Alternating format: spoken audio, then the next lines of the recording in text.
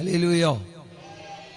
இந்த காலை வேளையிலும் விசேஷமாக 29வது நாள் உபவாச ஜெபத்திலும் கடந்து வந்த உங்கள் யாவரையும் இயேசு கிறிஸ்துவின் நாமத்தினாலே வாழ்த்தி வரவேற்றுக் கொள்கிறோம். புதிதாக நம்முடைய சபையில் கடந்து வந்த உங்களுக்கும் எங்கள் அன்பின் வாழ்த்துக்களை தெரிவித்துக் கொள்கிறோம். ஹல்லேலூயா. நான் வாசித்த சங்கீதம் 65வது சங்கீதம், அதன் முதல் 2 வசனங்களை ஒருவர் வாசிக்கலாம்.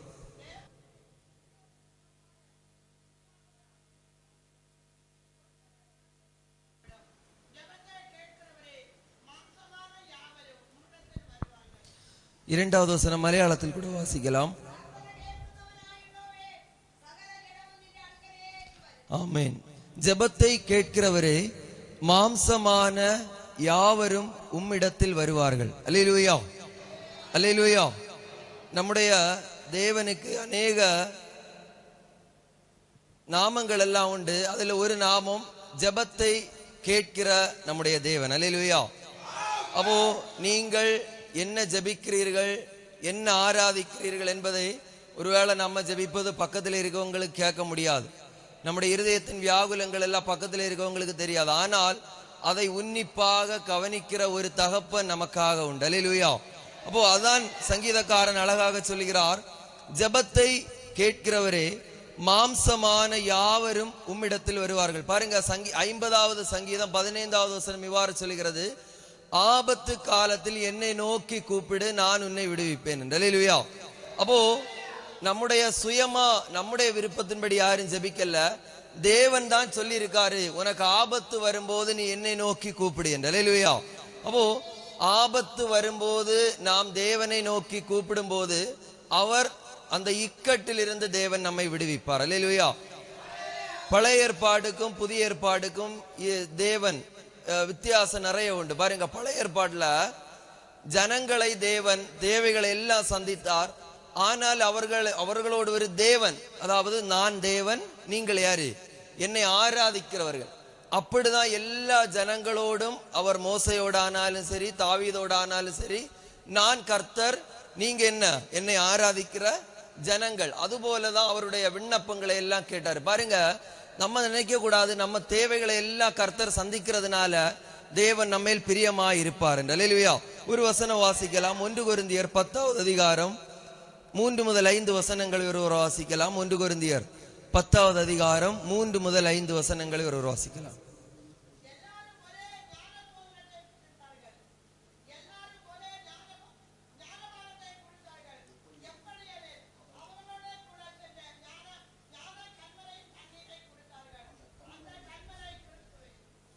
அடுத்த வசனம் கூட வாசிக்கலாம்.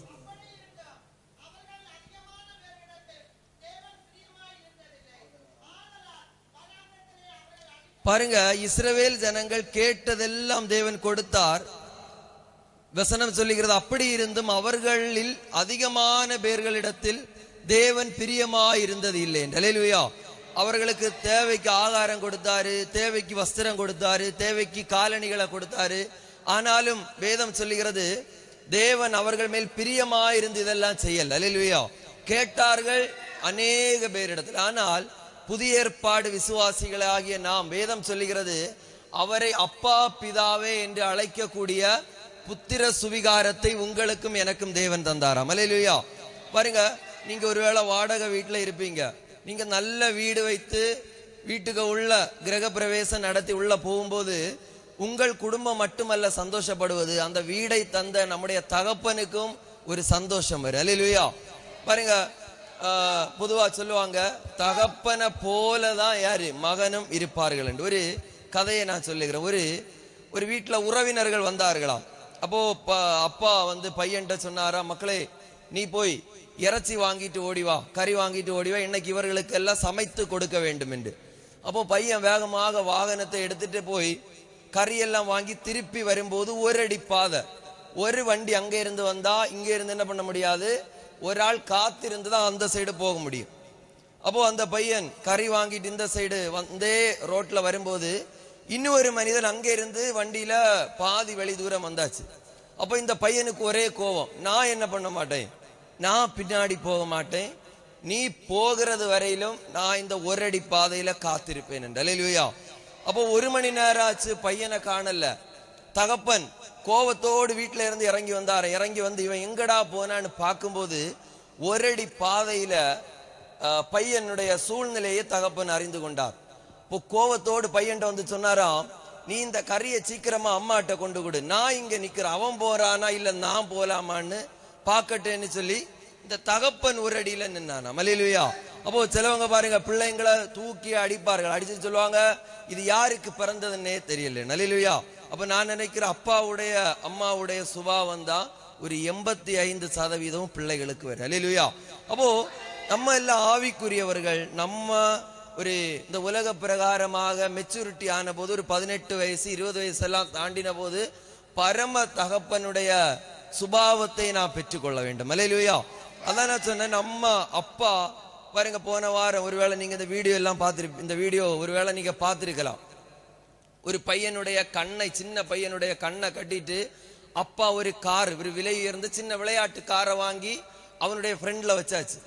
அப்போ இந்த பையனுடைய அப்பாவுக்கு ஒரே சந்தோஷம். காரணம் என்னன்னு கேட்டா, அந்த கண்ணை திறந்த உடனே மகனுக்கு என்ன பண்ணும், ஒரே சந்தோஷமா இருக்கும்னு சொல்லி பையனுடைய கண்ணை திறந்து விட்ட உடனே பையன் பார்த்தா இந்த கார் அவனுக்கு பிடிக்கல.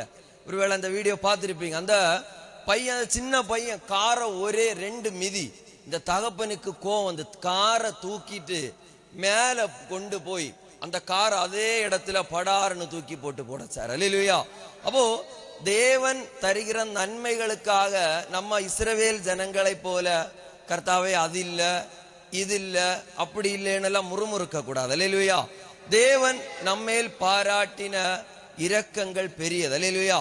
பாருங்க, அநேக பேர் சொல்லுவாங்க எனக்கு நல்ல ட்ரெஸ் இல்லைன்னு. அநேக பேர் ரோட்ல எல்லாம் படுத்திருப்பார்கள், அவர்களுக்கு ஒரு கவலை இல்லை, ட்ரெஸ் இல்லையா, அடுத்த நேரம் உணவுக்கு கூட அவர்களுக்கு என்ன செய்கிறது என்று தெரியாது. ஆனாலும் நமக்கெல்லாம் ஒரு மாசம் தேவையான உணவுகள், உடைகள் எல்லாம் வீட்டுல தேவன் தானமாய் தந்திருக்கிறார். அல்லேலூயா.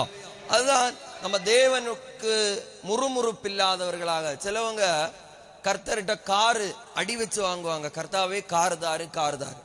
கர்த்தர் காரு கொடுப்பாரு, நல்ல வாகனங்களை கொடுப்பாரு. அடுத்தது முறுமுறுப்பார்கள், கர்த்தாவே என்னுடைய வண்டிக்கு பெட்ரோலுக்கு காசு இல்லை, என்னுடைய வண்டி டெய்லி கம்ப்ளைண்ட் ஆகுது. பொதுவா எல்லா காரியங்களுக்காக. அப்போ ஒரு காரியம் நம்ம கர்த்தர் நமக்கு தானமாய் தந்தார். ஒருவேளை அதுல குறைவுகள் இருக்கலாம், நிறைவுகள் இருக்கலாம், பரவாயில்ல. எல்லாவற்றிற்காகவும் தேவனுக்கு நன்றி சொல்ல வேண்டும். அல்லேலூயா. பாருங்க, நமக்கு எத்தனையோ பேருக்கு கைகள் இல்ல, கால்கள் இல்ல, எத்தனையோ பேருக்கு செருப்பு போட முடியாது. அல்லேலூயா. சிலவங்களை பாருங்க 2 கம்பி ஊனி ஊனி நடப்பாங்க, 2 கால்களை இல்லாதவர்கள். அப்போ அவர்களை பார்க்கும்போது நம்ம சொல்ல வேண்டும், கர்த்தாவே எனக்கு நீர் நடப்பதற்கு நல்ல கால்களை தந்தீரே, உமக்கு நன்றி என்று. அல்லேலூயா. அப்போ தேவனுக்கு நாம் நன்றி உள்ளவர்களாக இருக்க வேண்டும். அல்லேலூயா. அதான் சங்கீதக்காரன் சொல்லுகிறார், ஜெபத்தை கேட்கிறவர் நம்முடைய ஆண்டவர். அல்லேலூயா. ஜெபத்தை கேட்கிறவர் மாத்திரமல்ல, சீஷர்களுக்கு புதிய ஏற்பாடு மத்தேயுவில் படிக்கும்போது ஜெபிக்க கற்றுக் கொடுக்கிறார். பரமண்டலங்கள் இருக்கிற எங்கள் பிதாவே உம்முடைய நாமம் பரிசுத்தப்படுவதாக என்று நீங்கள் எப்படி ஜபிக்க வேண்டும் என்று. இப்ப அநேக பேருடைய சங்கடம் என்னன்னு கேட்டா, டெய்லி ஜபிக்கணுமா, டெய்லி ஆராதிக்கணுமா, டெய்லி. பாருங்க, வேதத்தில் ஒரு மனிதன் உண்டு, அந்த மனிதன் சொல்லுகிறார், நான் ஒரு நாளைக்கு 7 தரம் ஜபிக்கிறேன் என்று. அல்லேலூயா.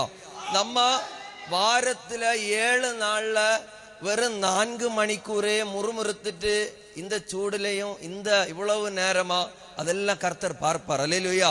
கர்த்தர், பிரியமானவர்களே, நம்ம தேவனுடைய சமூகத்துல நீங்க வந்து உட்கார்ந்து அவரை துதிக்கும் போது நம்முடைய பாரங்களை எல்லாம் அறிகிற ஒருவர் நமக்காக உண்டு என்று விசுவாசத்தோடு ஆராதிக்க வேண்டும். அல்லேலூயா. அப்போ முறுமுறுப்பில்லாதவர்களாக நம்ம ஒரு வசனம் வாசித்தது போல பாருங்க, அப்படி இருந்தும் பெதஸ்தா சபை விசுவாசிகள் அநேக பேரிடத்தில் கர்த்தர் பிரியமாய் இருந்தது இல்லைன்னு நம்முடைய அந்த புஸ்தகத்தில் எழுதக்கூடாது. அல்லேலூயா. அப்போ கர்த்தாவே நீர் எங்களுக்கு தந்த நல்ல வீட்டிற்காக ஸ்தோத்திரம். ஒருவேளை ஒழுகின வீடானாலும் பரவாயில்ல, கர்த்தாவே எத்தனையோ பேர் வாடகை, பாருங்க வாடகை வீட்டுல இருக்கவங்களுக்கு தான் வீட்டுடைய அருமை தெரியும். ஒரு ஆணி அடிக்க முடியாது, மோட்டர்ல ஒரு சொட்டு வெள்ளம் தாழ களைஞ்சுன்னா உடனே ஓனரம்மா வந்து திட்டுவார்கள். ஒரு லைட்டு சும்மா போடக்கூடாது. ஆனாலும் கர்த்தர் நமக்கு ஓட்ட வீடானாலும் நல்ல சுதந்திரமா செயல்பட வைத்திருக்கிறார். அல்லேலூயா. இது எல்லாம் எத்தனையோ பேருக்கு தேவன் கொடுக்கல. அல்லேலூயா. அப்போ தேவன் தந்த நன்மைகளுக்காக நாம் தேவனை எப்போதும், சிலவங்க பாருங்க சபையில வந்தாலே சங்கடத்தோட ஏதோ தேவன் எல்லாத்தையும் பறிச்சு எடுத்த மாதிரி சங்கடத்தோட இருப்பார்கள். அல்லேலூயா. தேவனுடைய சமூகத்தில் எப்போதும் என்ன நடந்தாலும் உற்சாகமாக சந்தோஷமாக இருக்க வேண்டும். அல்லேலூயா. பாஸ்டர் தியோடர் என்கிறதான ஒரு மனிதருடைய சாட்சி புத்தகத்துல நான் வாசித்த போது, ஆரம்ப நாட்கள் அவர் ஒரு வீட்டு சபை, அதாவது வீட்டுல ஆராதனை நடத்திட்டு இருந்தாராம். பின்னாடி ஒரு வீட்டுல ஒரு விதவை தாய், ஒரு அம்மா, அவங்க வெளியெல்லாம் வரமாட்டார்கள், ஆராதனைக்கு வரமாட்டார்கள். அப்ப இந்த போதகர்கிட்ட உடன் ஊழியர்கள் சொன்னார்கள், பாஸ்டர் அந்த அம்மாவை நீங்க ஒரு நாளைக்கு போய் சபையில கூட்டிட்டு வாங்க, அந்த அம்மா நம்மோடு சேர்ந்து ஆராதிப்பார்கள். அப்போ இந்த போதகர் உடன் ஊழியர்களை கூப்பிட்டுட்டு அந்த தாயுடைய வீட்டுல போனாராம். அப்ப அந்த அம்மா கோபத்தோட இந்த போதகரை பார்த்து சொன்னாங்களாம், எனக்கு ஒரு நல்ல செருப்பு இல்லை, உங்க சபையில வாரவங்களுக்கெல்லாம் நல்ல செப்பல் உண்டு, நல்ல ட்ரெஸ் உண்டு, நல்ல வாகனங்கள் உண்டு, ஆனா எனக்கு ஒரு செருப்பு கூட இல்லை, நான் உங்க சபைக்கு என்ன பண்ண மாட்டேன், வர மாட்டேன். அப்ப இவருக்கு உள்ள உடைந்தது. வீட்டுல பாரத்தோடு ஜெபித்தார். ஆரம்ப நாட்கள்ல, கர்த்தாவே அந்த அம்மாவுக்கு ஒரு விலை உயர்ந்த செப்பலை நான் வாங்கி கொடுக்க நீர் பணம் தர வேண்டும் என்று. அல்லேலூயா. அப்போ 2 நாள் தாண்டினது. மணி ஆர்டர்ல $1 மணி ஆர்டர் மூலமாய் வந்தது. அதில் எழுதப்பட்டிருந்ததாம், உங்களுடைய சர்ச்சு வளர்ச்சி நிதிக்காக இந்த $1 பயன்படுத்திக் கொள்ளுங்கள் என்று. அன்றைக்கு நல்ல செருப்பு வாங்கணும்னா குறைஞ்சது $25, சாதா செப்பல்னா $5 மேல ஆகும். ஆனாலும் கர்த்தர் தந்த $1 எடுத்து தன்னுடைய உடன் ஊழியரை அழைத்து கொண்டு செருப்பு கடையில போனாராம். அப்போ செருப்பெல்லாம் பார்த்தா எல்லாம் $5, $10, $30.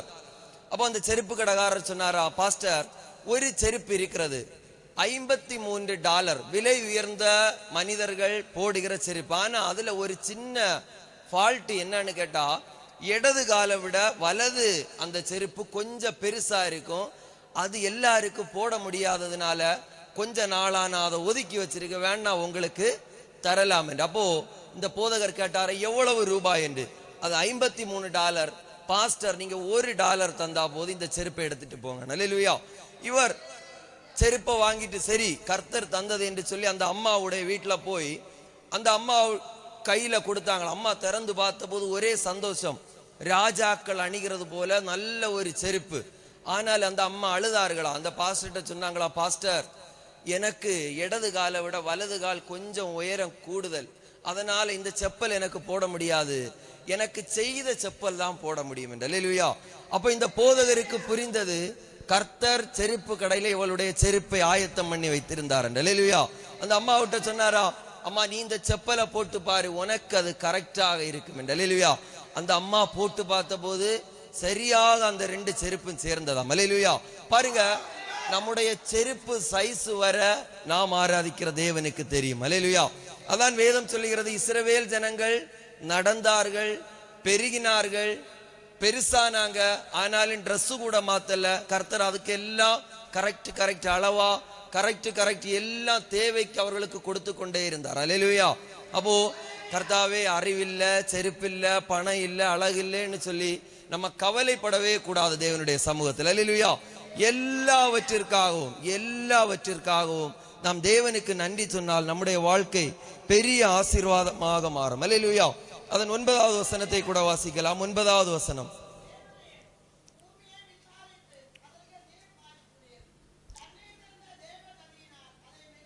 பாருங்க, பூமியை விசாரிக்கிற தேவன். 66வது சங்கீதம் 20வது வசனத்தை கூட வாசிக்கலாம்.